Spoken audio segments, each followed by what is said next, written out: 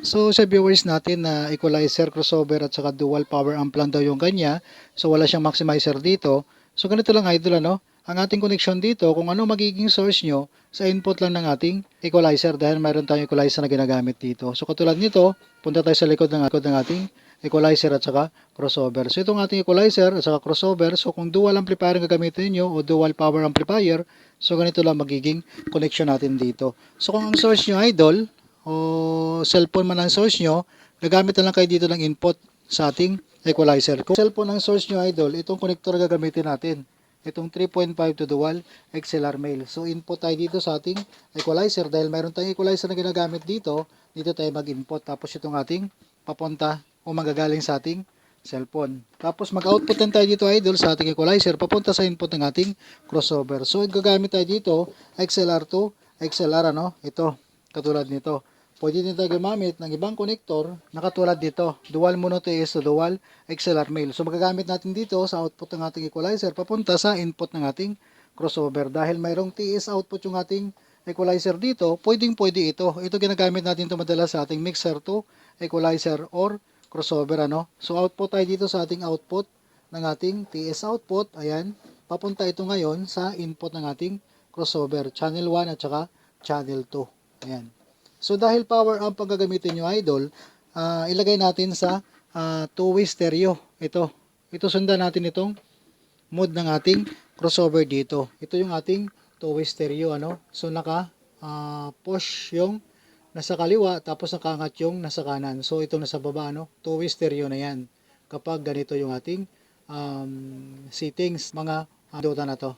Dahil dalawang power amplifier gagamitin natin dyan, sa low natin, tapos sa ating pang high o pang mid high. So magkakaroon ng output dito sa ating crossover idol, itong low output ng channel 1 at saka channel 2. Tapos high output ng ating channel 1 at saka channel 2 dahil naka two-way stereo tayo dito. So ito yung connector na gagamitin natin, XLR female to XLR male. So output dito sa ating channel 1 ng ating crossover, tapos dito sa ating channel ng ating crossover. Low output magsasama ngayon sa ating pang low na power amplifier, channel 1, channel 2. Ito naka-stereo yung ating mode ng ating power amplifier. So ito siya idol ano, ang low ng ating channel 1, channel 2 magsasama sa ating power amplifier.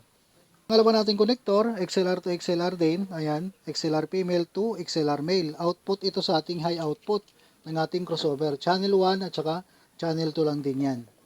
Ayan, papunta na ito ngayon sa ating pang mid-high na power amplifier, channel 1 at saka channel 2. Yan idol yung ating connector kapag power amplifier ang gagamitin natin. So ngayon kung integrated ang gagamitin natin na amplifier, papalit tayo ng connector. Mayroon tayong connector na XLR female to XLR male. Tulad dito, dual XLR female to dual male RCA. Ito yung ating connector para sa mga integrated amplifier natin. So ngayon idol, halimbawa gusto nyo mag 3-way connection dito o mag 3 amplifier, ilagay lang natin sa 3-way to.